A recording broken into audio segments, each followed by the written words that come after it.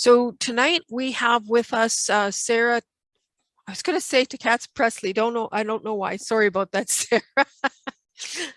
And we have Geoff and Myrthe, and all three will be speaking tonight on the topic of owls. So I had to put this slide in that Gerald has, this photo, because we have three speakers and it just looked too darn cute to pass up the opportunity. So I hope you guys don't mind. But anyways, I'm going to turn it over to the three. I'm not sure who's speaking first, are going to command the post here. If you'd like to start your presentation and introduce yourself, that would be awesome. So we've got saw-whet owls tonight. So take it away. Great. Thank you, Karen and Geoff here. And thanks for fitting us into the schedule. One of the reasons for giving this talk now is, Myrthe has got to start at the start, is that we have a special intern with us from Europe, from Belgium, Myrthe, and she's going to give part of the presentation and you'll understand why as we proceed. So Myrthe, the other thing I should note as we start is Myrthe is controlling the slides from the Bird Observatory field station out at Beaverhill Lake. The talk is solar powered and transmitted to you via our 80-foot communications tower. Geoff, if you just can crank up your volume a little bit, we're having difficulties hearing you.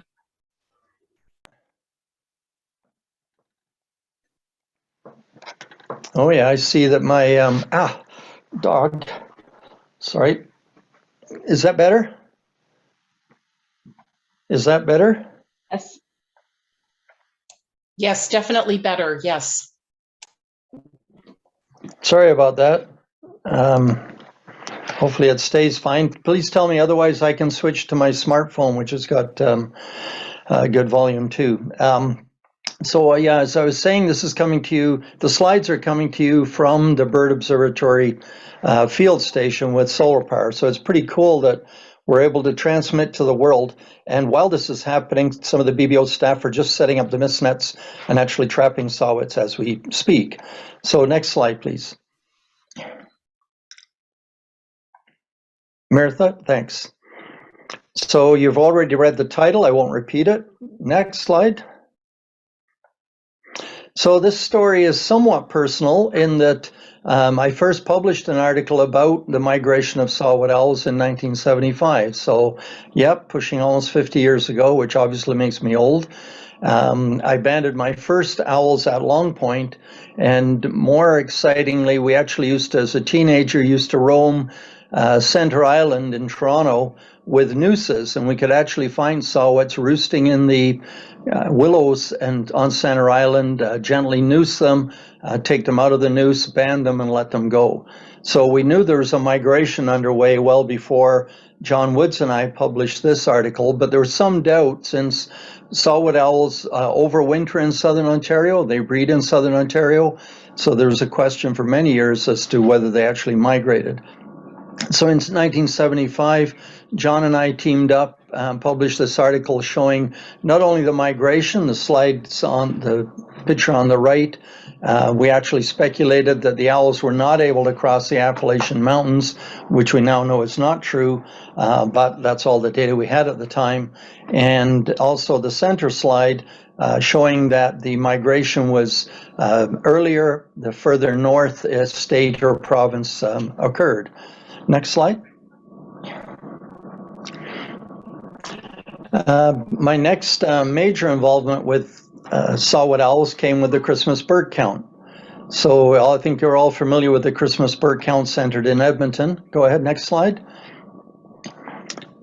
And this shows the number of saw-whets recorded on the Edmonton Christmas bird count starting in 1906 when Sidney Stansel did our first count in Edmonton. The first saw-whets weren't recorded until 76, 77.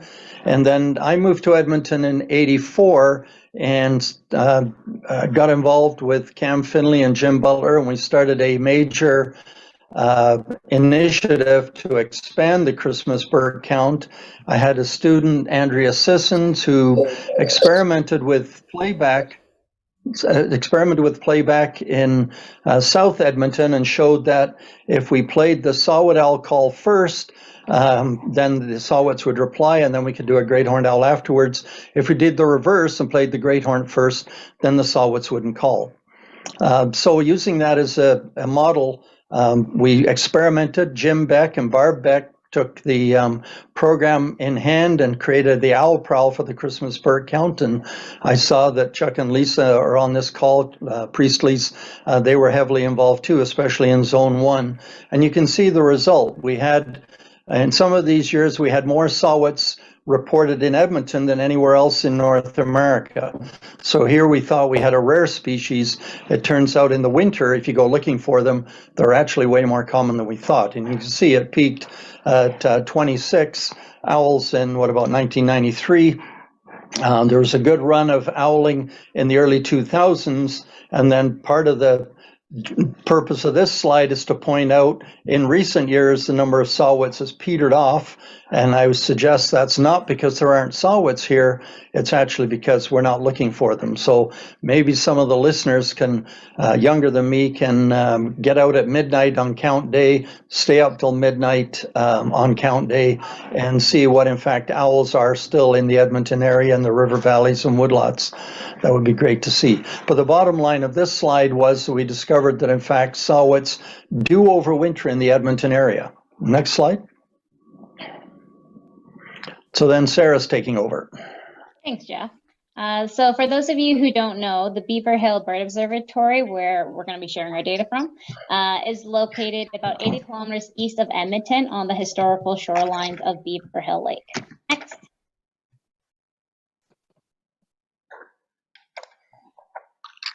Next. There it is. Our owl monitoring program usually operates from early September, from 1st of September until early November, depending on snowfall. We've been monitoring our saw-whet owls at the Beaverhill Bird Observatory since '97, but we didn't begin a standardized monitoring program with consistent protocols until 2002. And so this standardized protocol involves us setting up 4 mist nets in the same location every fall and broadcasting the vocalization of a male saw-whet owl by those nets, so that as our owls are flying through on migration, they hear a vocalization, they're interested, detour, and then hit the net. And we'll check them every half hour, so there's never an owl in there longer than that. Bring them back to the lab, and then band them, process them, and release them to continue their migration. And on a range from year to year, we usually catch anywhere from 300 to 500 owls in one season. Next. And over the years, over the 20 years that we've been monitoring our owls, our programs have grown and expanded to include other species. We started targeting our boreal owls about a decade ago after we were continuously catching them as bycatch in our saw-whet nets. And as of 5 years ago, we started targeting our long-eared owls. And even in the last 4 years, we've been running a pilot project looking at broadcasting a female saw-whet owl audio call to try and increase our male capture rate during fall migration, see if that has an impact. But for the purposes of today's talk, we're just going to focus on our male audio call and the 20 years of data that we've been able to collect using that vocalization in those 4 nets. Next. And so here is a beautiful graph showing the total number of captures of saw-whet owls over the 20-year period of monitoring. As you can see, their population is cyclical. They have high years and low years in accordance to rodent abundance and food availability. And what's really interesting is in 2015 and 16, we had a really good couple years of breeding, and their population or capture numbers increased substantially. And then we go back into our cycle. And as fun as this graph is, and interesting, it's not as effective as it is to look at the total number of owls captured, but more so what's more valuable is to look at the capture rate, so the effort of owls or the amount of effort we put in to try and capture our owls, because that gives you a more standardized view and understanding of our captures overall of the owl population. So next. So here is a beautiful graph of our capture rate per 100 playback hours. So how many owls are we catching in a 100 playback hour period over the years. Our red line is the total, which is what we saw beforehand, but now in capture rate. And it's very similar to the previous graph. And we've also broken it down into hatch year and after hatch year.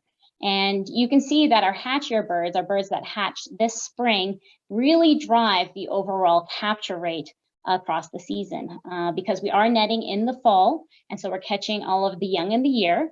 And as well as Geoff briefly mentioned, is that in fall migration, the average number of owls that we're catching, about 70% of them tend to be hatch year birds.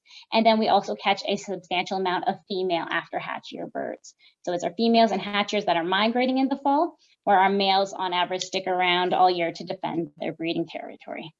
Next. And so when looking at all this data, we have to do some filtering before we can do some more analysis in it, because over the time period, our protocols for running the duration of the nets has changed, as has our start and end time of the season. And so we took our 20 years of data, filtered it to look at a 4-hour time window to be consistent from year to year. And then we also filtered our timeline across the season by 98% of our overall captures, which is what this graph is showing. It's showing our capture rates across the years by date. And by filtering it by 98% of total captures, that gives us a cutoff date of starting September 12th and ending November 8th. And so this helps to clean up our data when we didn't start on September 1st or when we didn't run our nets into late November, or sorry, mid-November. So it gives us a much more consistent data to look at. So next. And when we look at this data and we look at 5% passage date, so that is where 5% of our owls have just started to migrate to head south for the winter, we see this lovely small little trend line where it looks like over the years, our owls potentially might be starting to migrate about 1 day earlier than historically. It's not a huge trend line, but it is there. And potentially with time, we might see this trend line becoming more and more prominent. So that's kind of interesting to see. But what's really interesting is next. Looking at the 50% passage date, or the median in migration, your peak in migration, where half of the owls have now passed through the area. And in the last 20 years, we have seen that number actually advance. So migration seems to be getting a little bit later by about 4 days when you're looking at the trend line. Now, this trend line is not statistically significant, but it could be biologically significant. And with more data and more years of analysis, I would expect potentially to see this line continue to grow. And this line, this 4% or 4-day advancing is actually still present even when you take out the outlier year of 2013. So it's really interesting to see. Next. And then for the end of migration, when 95% of our owls have passed through the area, we're not seeing much of a trend line at all. It's pretty flat, so it seems like our owls might be starting to migrate, we said 1 day earlier, but they're leaving en masse, the 50%, about 4 days later. And then the end of migration, it's kind of nothing really happening there. And that could be potentially because of our end dates. Not every year are we able to get past November 8th. And due to snowfall and weather conditions for accessing the site. So that could be definitely influencing our end of season graphs. But it's just kind of interesting to see how our owls are passing through over the years. Next. And so next, we have Myrthe, who is a volunteer from Belgium. She's actually been doing her master's at a university over there. And she's going to share with us some of her analysis looking at saw-whet owl migration out east in North America. So Myrthe, take it away. Okay. So yeah, I did my master's thesis on saw-whet owl migration phenology in Eastern North America. And this was at Ghent University in Belgium. And it was in collaboration with the Hawk Mountain Sanctuary in United States. And so what I did is I analyzed 30 years of data from 7 banding stations across Eastern North America, of which 2 stations were located in Canada and 5 were located in the United States. And the aim of the study was to assess if the saw-whet migration phenology is changing over time. Yeah, and I'm going to share with you some of my findings and then compare them to what we've learned from the data at the Beaverhill Bird Observatory. Yes. So when I did a similar analysis as what Sara just has explained to you. And so when I looked at the 5% and the 95% passage dates, I did not find any significant change of the migration timing over the years. But when I looked at the 50% passage dates, I found a significant delay of passage timing over the years. And this was around 1 day per decade. And this is similar to what has been found for the diurnal raptors. So compared to BPO, this is the graph you saw earlier from Sara's. At Beaverhill Bird Observatory, we found around 4 days of a delay. So it's very similar, a similar trend, but different data sets. So then another thing I did was I did a time to event analysis, which is a little bit more complex method of looking at the timing until an event of interest occurs, which is for us the timing of saw-whet migration. And I was able to visualize the data and get graphs like this, in this graph you can see my 7 sites. So every curve is a different site in a different color. And this graph shows the cumulative migration, the cumulative passage of saw-whets over the years, over the season.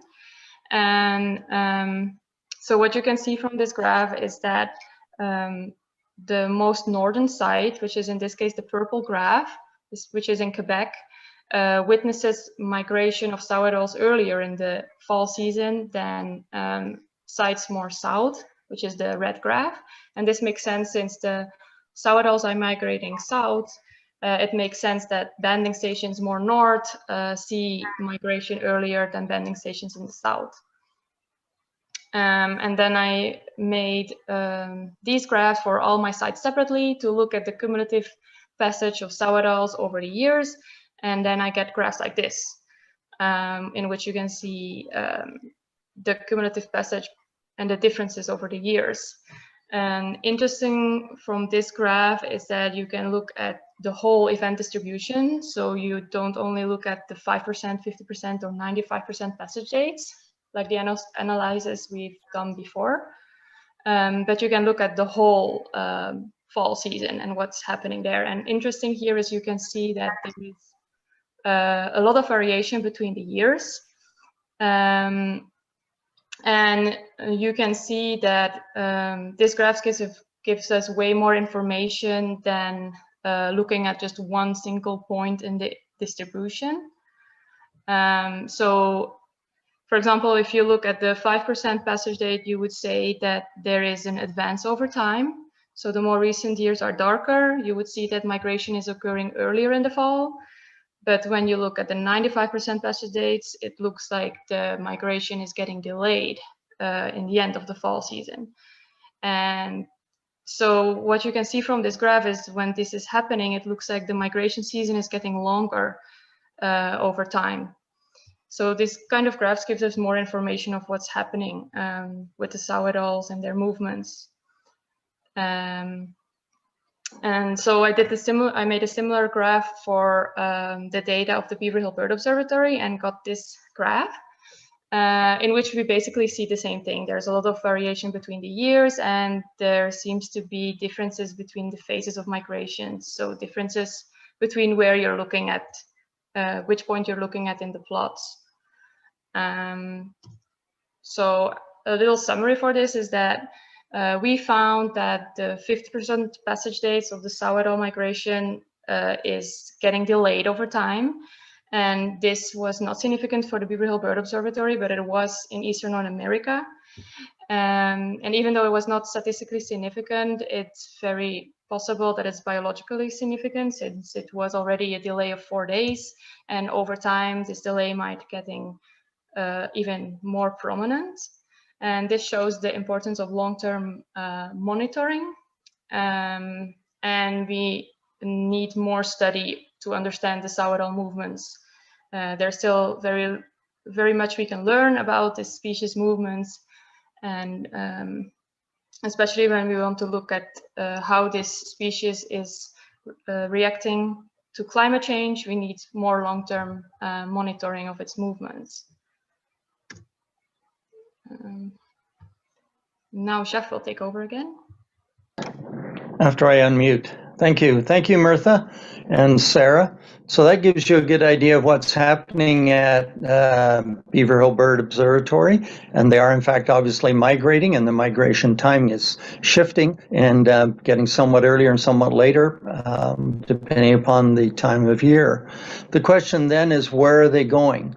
So these are, next couple of maps are from eBird, so they're not totally representative of the distribution of saw-whet owls because they're limited by the records that are in eBird.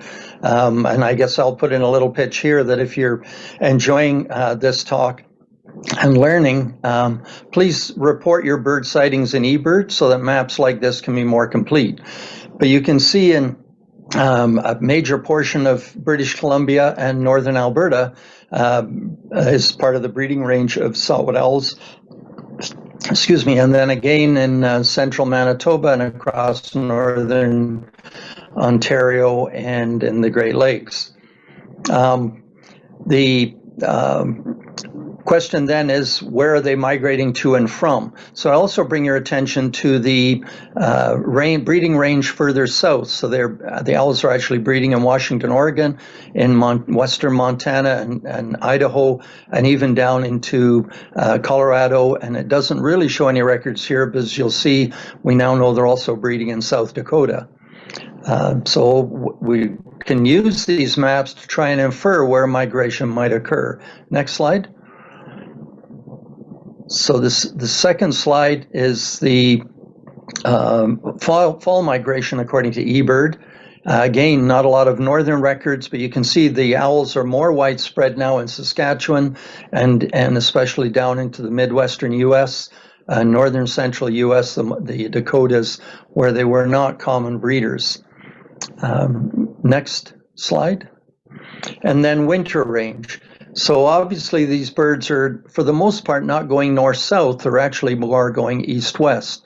If they're going north-south, we'd expect them to be down in Mexico, like burring owls, but in fact they're not. So there are still owls wintering in southern British Columbia and in the states underneath that, and then more commonly around the Great Lakes and into northeastern United States. So the owls, we can expect the migration is actually more east-west than north-south. Next slide. And then this is in the spring. So again, they're more widespread in the spring, especially through places like central Saskatchewan, although this could well be a function of the fact that they're calling more and eBird observers are more likely to record them than they are when the owls aren't calling and are relatively hard to detect. But again, they're quite common down through the Rocky Mountains states of the western US. Next slide. And this kind of summarizes all that information. These maps are available on eBird. If you want to look at them, eBird is a website of Cornell University. But the breeding season you can see is a red band across British Columbia and Alberta, and then southern Manitoba and northern Ontario. The purple band is a year-round range. Next slide. So in 2021, we had some pretty exciting band recoveries that demonstrated quite a bit about the bird migration, which we know from more extensive studies that I'll come to in a minute. So the red star is where Beaverhill is. We get quite a few recoveries from Harold Fisher, who's the small arrow. I don't have my mouse, won't show you, but the small arrow headed into Prince Albert. And so a lot of our owls are going east. And curiously, Harold picks up more of our owls a year after we banded them or 2 years after we banded them than we pick up of his owls. So I can't explain that. We don't have a good explanation, but we do know, thanks to Harold and others in Saskatchewan who are banding, that the owls head east from here. And then you can see the long green arrow headed to Pennsylvania. So this arrow actually has, at least the version I last saw, this one should have two heads on the arrow. So last fall, we were pretty excited to catch a banded owl, and it turns out it was banded in 2020 in Pennsylvania as part of one of the banding stations that Myrthe has just told us about. And we thought that was pretty cool. However, a couple of weeks later, Shane, one of our biologists, banded a saw-whet owl, and it was recovered 17 days later at the same place in Pennsylvania that the other owl we had caught was banded in 2020. So this owl went something in the order of 3,000 kilometers in 17 days or less. And obviously it could have taken a non-direct route and traveled more than 3,000 kilometers. So this is a pretty amazing recovery and an indication of where these owls are moving, and in some cases moving in a hurry. The other arrow there coming from South Dakota is a very curious one. This was an owl that we trapped, banded. It was already banded, and it was actually banded in South Dakota as a nestling. So we caught it in the fall of 2021, and it was actually banded in May of 2020 as a nestling in South Dakota. So the question then is what's it doing up here? So the next slide. So this is a map that published by Lisa Priestley and Chuck Priestley in 2010, showing band recoveries from banding stations in Alberta and Saskatchewan and where they were going. So you can see the bulk of them were headed southeast, just like our Pennsylvania recovery from last year. There actually is one prairie band recovery all the way across to Maine in the U.S. There's some that have gone west. There was one on this map shows a band recovery from a Rocky Point Bird Observatory to Saskatchewan, but in fact the Bird Observatory's had two other band recoveries now from Bird Observatory to Vancouver and Victoria. So we know some of these owls are actually going west and crossing the Rocky Mountains. And then you also note there's a band recovery from central Saskatchewan down into Colorado. And the question is then, how consistent are all of these movements? So I don't have a slide to illustrate this, but I'll just talk about Chuck Priestley's thesis, where he studied stable isotopes in saw-whet owls and discovered that a lot of the saw-whet owl feathers, the isotopes in the feathers of the owls that we catch at Beaverhill Bird Observatory in the fall actually come from the south of us. So he hypothesized that half to 3/4 of the owls were actually living in the western U.S., came north into the boreal forest in the late summer, and then streamed east, or maybe in some cases went back south with the onset of winter. So it could be that we've actually got a dispersal from breeding areas to the south to areas in Alberta and Saskatchewan, and then back south and or back to eastern North America. Obviously, the recoveries to the west also indicate some of our owls are spending time in BC. And in fact, the stable isotopes analysis that Chuck did is consistent with even some of the owls that we trap at Beaverhill, having spent the summer in some of the valley bottoms in British Columbia as well. So the movements of these owls is still very confusing, and even less is known about their spring return. Next.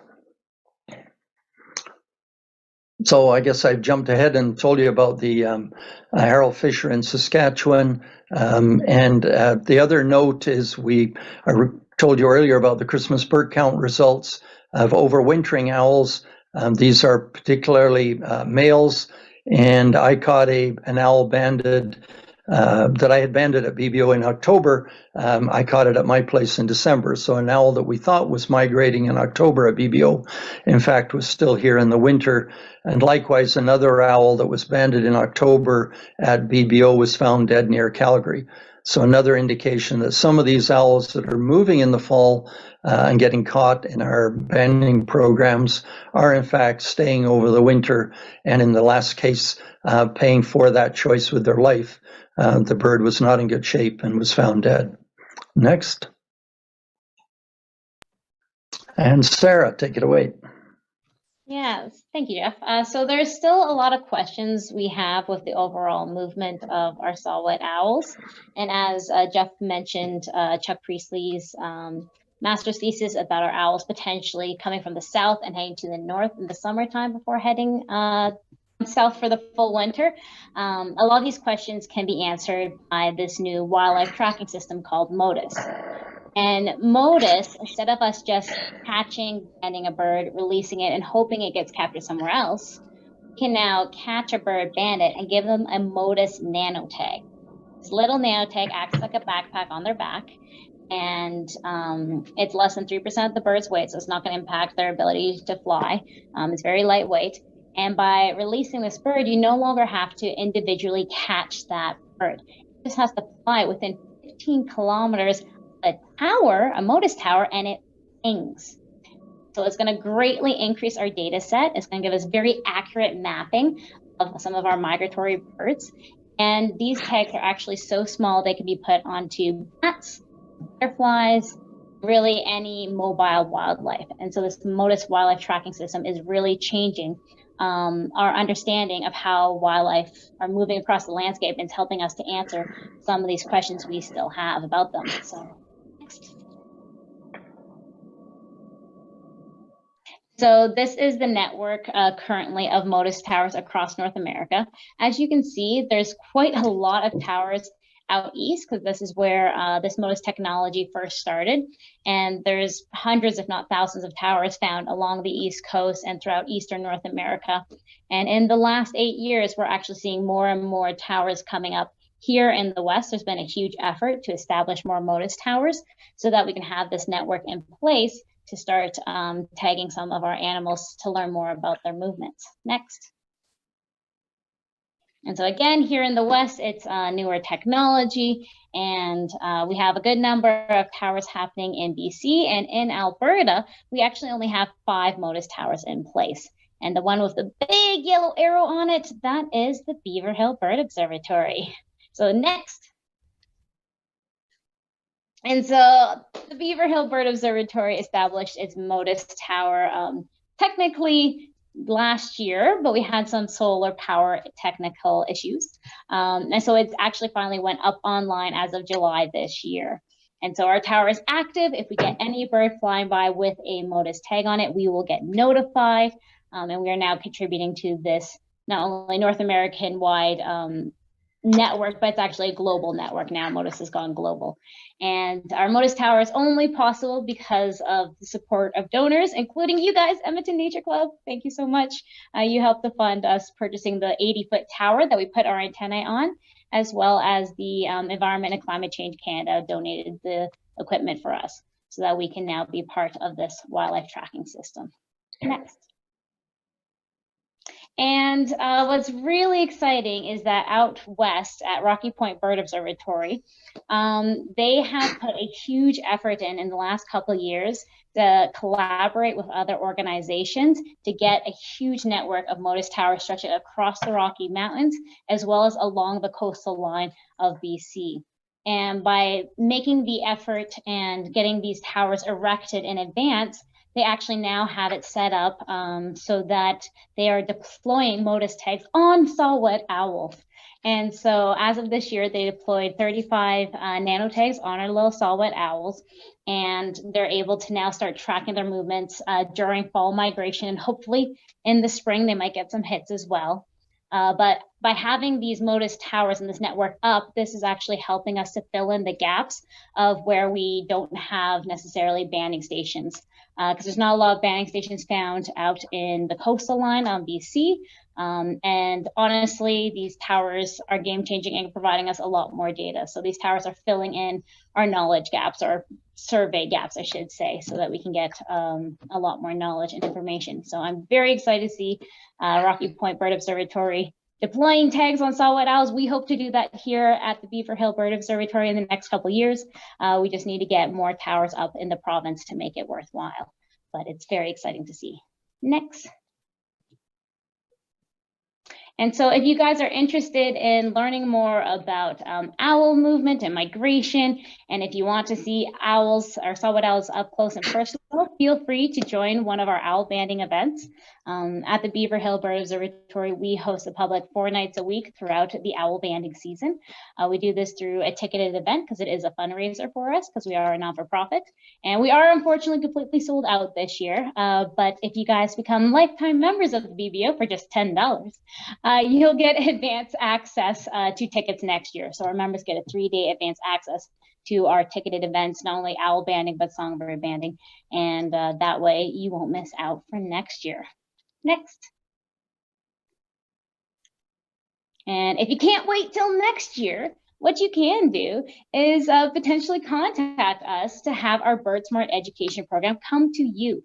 And so in the winter months, we run this education program called BirdSmart that brings live birds of prey into classrooms to teach students about birds, conservation, and climate change. We also do adult presentations, seniors home presentation, adult birthday parties, all education focused, of course. But that is another way that you can meet a live bird of prey up close and personal. So if you're interested in that, feel free to contact us. All the information is on our website.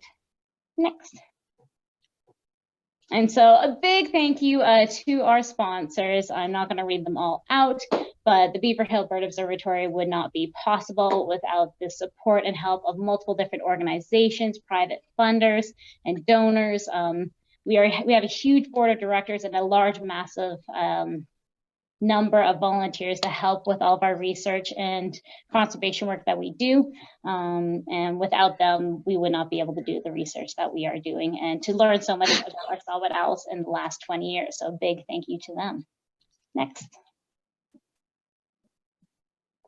And thank you for your time and interest. I hope you've enjoyed this presentation, and we are happy and eager to answer any questions you might have.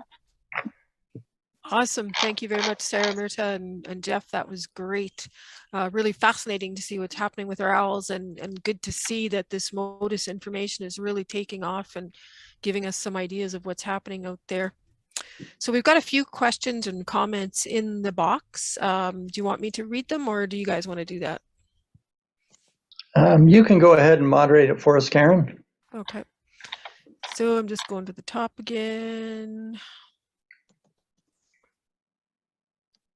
So somebody asked a question for Myrthe if the weather conditions were taken into consideration in her work and mapping. Yeah, that was originally the plan, but then we didn't get the data in time, so I was not able to include it in the analysis. So future analysis will have to include weather data as well. That would be very interesting. Then we had a comment about someone made that the owls looked like they were moving away from the boreal forest in winter. That's probably partly a function of where people are to find the owls. So the band recovery, obviously we band them at Beaverhill and other places. There's several people around Edmonton, the Priestleys do and I do and others, but there's nobody in the boreal forest looking for them. And for as far as eBird's concerned, there's fewer of us going into the boreal forest and even harder to detect the saw-whet owls. So it's partly a problem of where the observers are and what they're observing and what the owls are doing. And that would be one advantage of having a whole system of MODIS towers, is that if they were strategically placed every 30 kilometers across the landscape, then we can track an owl from one station to the next, just like they're able to do in southern Ontario and eastern US. Okay, then we had another question as to what other locations for these MODIS towers are located in Alberta. Right, so one is at the Ellis Bird Farm. Myrthe Pearman, who used to head the Ellis Bird Farm, actually installed one at or near her place on Sylvan Lake. There's one in Calgary, And then I'm not quite sure where the fifth one was. I'd have to look at the map again. Environment Canada has plans to install 5 more. I believe they're related to the prairie songbird monitoring program, so they're likely to be in southern Alberta. But that would be good because that would pick up in the context of saw-whet owls. That would be good. Oh, there. So Myrthe, we'll interrupt here. If you can see Myrthe's picture, I texted Jana, our biologist on duty, on the first floor. I should point out Myrthe's on the second floor. And there's a live saw-whet owl just ready to get its band and be sent on its way. We get a screen share? Myrthe, can you do a screen share, please? That would make it bigger. Good idea. Thanks, Karen. I don't know what you mean, because if I share my screen, I will just see everyone double, right? There should be a command. It should Share be the screen. same command as when you were showing the slide talk. Yeah. Okay. Share screen. Share It's screen. a green. Yeah. It's a green. You will just see this, right? This is Oh, I see. That's too bad. You have to stop your slideshow to see. Claudia has the directions in the chat. I don't know. You can pin her. Oh, pin myself. Okay. Pin like this. Can you see this? Wait a minute. No. Okay. No. I don't know. You have to Well- close the presentation. Yeah. Maybe if it's not going to work, I can assure you the saw-whet owls are small. They are a bit bigger than what they look like on Myrthe's on our screen. No, that's not going to work. So anyway, Doesn't put work. put the owl close to the lens and we can see it up close. There you go. So I just thought you'd like to see a live owl on location at Beaverhill Bird Observatory. Thanks, Myrthe, and thanks, Jana. So the other stations, there's a fifth one, and I don't remember where it is. And then I mentioned the ones that Alberta, Canadian Wildlife Service are going to put up. And how close? Sorry, I can take the next question, Karen. How close do the birds have to be to the tower? 15 kilometers. So the tower has a 15-kilometer radius. So ideally, we'd have towers spaced every 30 kilometers, but staggered so we don't lose a lot of space in the corners of the circles. And what's neat is, if you remember the picture that we showed of our tower, it has 3 horizontal antennae, and the computer attached to those, each antennae has a cable, and the computer can determine which end of the antennae is picking up the signal first and picks it up last, and actually give us a direction that the bird that's detected came into the 15-kilometer radius circle and what quadrant it left from. So we not only get a timing of it being there, but we actually get a directionality to how it's moving in real time. But I should point out, we did activate this in July, and so far we haven't had a hit. And that's probably because there aren't a lot of projects using the nano tags, using the Modus tagging system in the Prairie, Canada. And it's a catch-22. There's no point in putting tags on birds until there's enough towers to pick them up. So that's certainly what we're waiting for at the Bird Observatory, is a few more towers, and then it would make it worth putting tags on birds so that they can be detected. I could also point out the hypothesis that more of our birds are going into BC than we realize because nobody's finding them there. We'd be able to test that with all of the Modus towers that are up and down the Fraser River Valley, all the way up to Kamloops, and in the South Okanagan. We'd be able to find out if any of the owls that are coming through central Alberta are in fact originating or moving to southern BC. We had a question too about the Rocky Point Bird Observatory, which I believe is on Vancouver Island in the southwest, but I'm not exactly sure the exact location. Yeah, it's just north of Victoria. They have actually 3 field stations, but they're fairly close to the north of Victoria and fairly close to the coast or on the coast. Okay. Then I had a comment, excuse me, and someone was asking about is avian influenza affecting the saw-whets or other owls? Not that we know of. So avian influenza is really a flu, a virus of water birds and water-associated birds. So we all heard about the geese being a problem. It spreads quickly in gallinaceous birds. So it's a problem where birds are in close quarters, like chicken farms, turkey farms, duck farms. And so once the virus gets into a farm, then it's a big problem for the farmer, the producer of game or the birds. The other group that it has been a problem for are any birds that are scavenging. So that includes a lot of our raptors. So it's not spreading from raptor to raptor because the raptors are relatively solitary. But where raptors find a carcass, then they can die from avian influenza because they're scavenging the carcass. And at the Bird Observatory, we also had a couple of skunks die that were staggering around in the daytime, showing symptoms of avian flu. So they were likely along the shoreline of the lake, scavenging dead waterfowl and suffering the consequences. I don't know of any information that that owls have been affected. And one could speculate, since especially saw-whets aren't known to be big scavengers along water edges, they're less likely to be affected than other birds. Okay, thanks. Had another question comment, and it goes, are the percent of movements going southeast approximately 70%, the same as what our publication showed?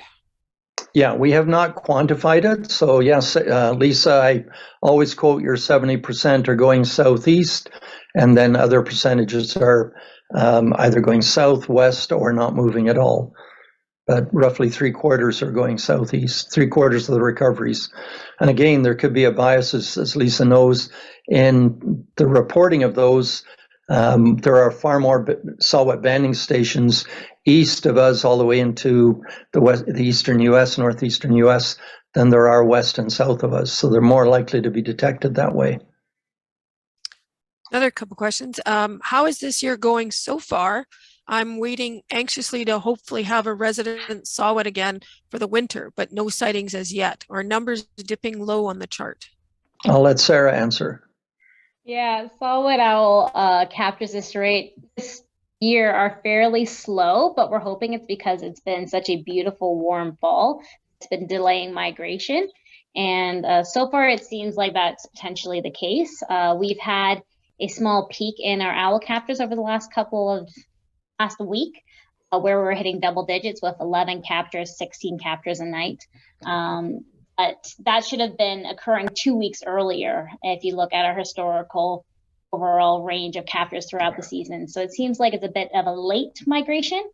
On top of that, the numbers, though, aren't as high as I would expect them to. We're coming off of a low year in 2020 on their cycle. And so last year, our capture rate increased a bit, and we were expecting this year to increase. But we're still lower than I'd like to see, or what I'd expect to see, I should say. But again, we're still catching a decent number of owls every night. So it could just be a late drawn out migration since it's been so beautiful. And now with the temperature about to plummet, maybe we'll get a big push of owls, but it's still too early to tell this year. And you can tell from Sara's reaction, she's one of the few people in Alberta praying and hoping for cold weather sooner rather than later. I want the owls. So I got another couple questions about Motus towers. And the question was, do they need to stand alone or can they be piggybacked on cell towers? And if they are they suitable in an urban area? Yes and yes. I dreamt of TELUS or Bell or somebody saying, hey, this would be great to put on every cell tower across the country, and that would solve all our problems. I don't know if there'd be electronic interference. I'm not a electronics radio wave whiz, but certainly they can go up anywhere. The one in Calgary, which I don't know the individual has put it up, the map shows it's right in Calgary. So they certainly can go into urban areas. Obviously, if they're not at the highest point, then there's going to be interference from other buildings. And a question I don't know, a question I was asked out of the bird observatory, but I haven't found an answer, is we know the detection is 15-kilometer radius, but what is the vertical detection? So what kind of a cone? One could imagine the antennae is picking it up, but there's likely to be a cone of detection. And if it's right overhead, does it pick it up? And if it's underneath, or is there in fact an optimum cone of detection out from in that 15-kilometer radius? And that I don't know. So that might be an influence if it was in an urban area. And Lisa made a comment that great horned owls are being heavily impacted in southern Alberta by the avian flu. And Kim Blom mentioned that great horned owls were dying from this avian influenza this past spring from eating the carcasses. Okay, thanks for that. I didn't know that. Hopefully there weren't any saw-whets in their samples. Okay. Lisa also made the comment that there's very low numbers of nests this year in the boxes. Right, and we could have mentioned that earlier. There are a number of volunteers, including the Priestleys, that operate nest boxes.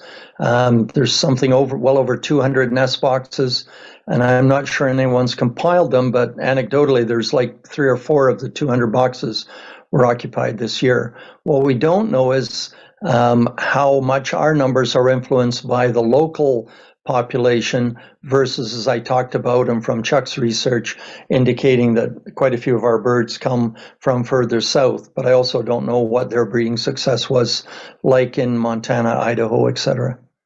Lots of unknowns, and really at this point, not a good network of saw-whet owl banders and researchers in Western Canada. The OwlNet program that Myrthe was able to tap into is focused more on Eastern North America banding stations.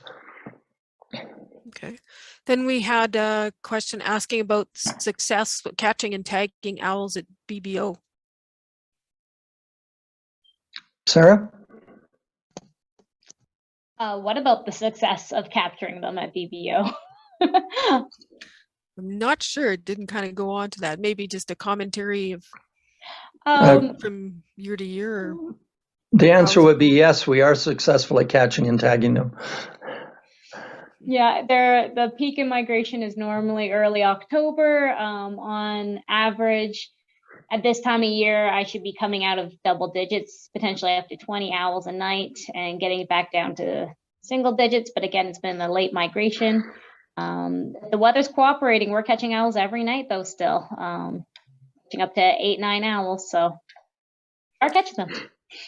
And then this next question kind of ties in with that. What are some examples of the possible biological significance of the 4-day delayed migration? We'd have to speculate. There may be none, but the longer birds stay here before they migrate, the greater the risk they get caught in an early snowstorm. So those of you that have been around Edmonton for many years will remember, I believe it was October 96, it snowed in the middle of October and the snow didn't melt until April. So birds that are owls or any other species that are delaying their migration risk getting caught in that early snowstorm. And then the question is, can they get enough food and get the heck out of here? Or are they going to be caught by a weather extreme like that? A year like this, it probably has very little or no significance. They're able to stay here, hopefully feed and fatten up before they go to migrate. Okay. And I had another question of what are the common predators of saw-whets? Anything bigger than them. So long-eared owls will eat saw-whets, great horns will eat saw-whets, barred owls will eat saw-whets. I know Rocky Point Bird Observatory in BC on the island has a lot of issues with barred owls trying to predate their saw-whet owls while they're netting, and have their mist nets set up on certain metal rings on top of their metal conduit, that when a barred owl hits, they hear the entire net jiggle slightly. They can run and get the barred owl before there's a fatality. And so anything bigger than a saw-whet would try and eat them. And another comment was, do these predators influence the inventory numbers or migration behavior? It's possible, but it would be speculation. If we follow the comments earlier, if great horned owl numbers were decimated by avian flu to a population level, then that should result in less predation on saw-whets, which should result in more saw-whets, and we're not seeing that. So we'd just be speculating on whether how much predators influence the saw-whet populations or their migration behavior. And Lisa has made a comment about they had to stop netting when a great horned owl cued in on their trapping station for the saw-whets. So that's kind of interesting. I have to do the same here at Islet Lake. I have a young pair of saw-whets, great horns. There's a local nest and 2 young have stuck around. Most of the time they're on the other side of the lake in the Blackfoot, but once in a while they turn up in my backyard, and I have to quickly go out as soon as I hear them calling and turn the player off and leave it off for half an hour. That happened a couple of nights ago, and I simply stood there with a bright flashlight on the owl until it took the hint and flew across the lake and didn't come back. So yeah, so far I've been lucky, and at BBO we've caught a couple of saw-whets, but I don't believe we've had a fatality from them getting them. And then maybe, Sara, the other note is when you release your saw-whets. Yeah, when we release our saw-whet owls, we walk down one of our forested corridors for release, and we're putting them away from the buildings and into the woods, so they have means of escape if there is a predator in the area that we're unaware of. Our saw-whet owls tend to just fly up to about like head height or maybe just above that, and they stay fairly sheltered in the forest, so there's not an issue with great horned owls predating on them. In the 10 years I've been involved at the BBO, we've never witnessed a fatality of a saw-whet owl due to predation or anything like that. So. Okay. Then we had a thank you, Sara, saying hopefully the owls are visiting BBO tomorrow. I guess they're probably going there for the banding. Okay, fingers crossed. And I think that's all I have for questions, unless anybody else has one or I missed something. I don't seem to be finding any more. Oh, somebody's saying, hang on a sec. 1 sec. Or Melissa could unmute and absolutely. Or anyone else. I guess too. that's easier, isn't it? Sorry. Yep. I was just chatting with my friend who owns they put in cell towers, her company. And so I was asking her if she'd heard of MODIS and if it can go on the cell towers, but I hadn't gotten the answer back yet. So that's why I was like, 1 sec, I might have the actual concrete answer. But she said she had been looking at them. So I don't know. Great. Well, if you do find out, Melissa, please put them in touch with us. Birds Canada, who initiated and coordinate the MODIS system, I had a questionnaire earlier this year looking for collaborators, and I get the impression they're trying to put together a national grant proposal, probably to the federal government, but maybe to a foundation to establish more MODIS stations. So it may be, I put them in touch with Birds Canada and see if there's a way of facilitating the installation of more stations across, in particular, Alberta, but across Western Canada. So that would be a great connection. Absolutely, because they install towers all over just Alberta, but all yeah, over. That would be awesome. Yeah, it'd be great to get a connection like that and have a company interested in this. The hardware for a station is something between $2,000 and $5,000 if you already have a tower and you already have power. So the costs can go up. It costs us more because we have solar and we needed to get the antennae above the trees. So we've got $37,000 worth of solar system and a $10,000 tower to back up our MODIS. But obviously the solar and the tower serve many other uses, including Wi-Fi internet streaming like we're doing with Myrthe at the station now. All right, well, thank you. I will keep on this and see if anything comes of it. Terrific, thank you. And Lisa was made a comment about having to pay a yearly fee to keep it going. So that's another cost in there too. Oh, I didn't know that. Nobody's sent the Bird Observatory a bill, so I don't know who's paying ours. Good to know. Maybe they forgot. Well, it could be, or maybe somebody else is paying for it. Who knows? I won't go asking until I get an invoice. Absolutely.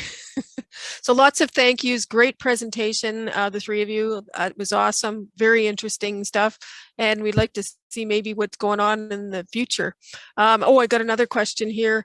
Owl weights changed over time. In low number years, are they lighter, reflecting a poor food year?